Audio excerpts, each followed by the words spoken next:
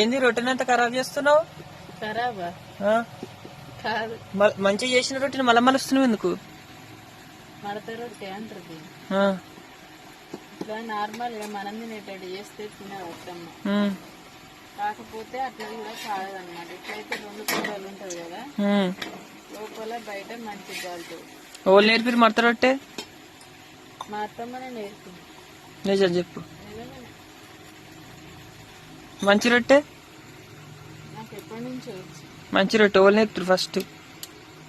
నేను చేసుకొని తినేది. పల్లె ఊరు రాగానే మంచిగా పిండి తెచ్చుకొని చేసుకుంటే మా నాన్న మంచిగా చేస్తున్నామని నేను చేసినవన్నీ తినేది. ఉమ్.